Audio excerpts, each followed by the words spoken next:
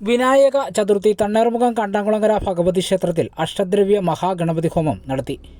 ശനിയാഴ്ച രാവിലെ 6-ന് ചടങ്ങുകൾ ആരംഭിച്ചു. മേനാട്ടില്ലത്ത കൃഷ്ണൻ നമ്പൂതിരി മുഖ്യ കാർമ്മികത്വം വഹിച്ചു. ഇളയിടം ശങ്കരൻ നമ്പൂതിരി ഗണപതി ഹോമം നടത്തി.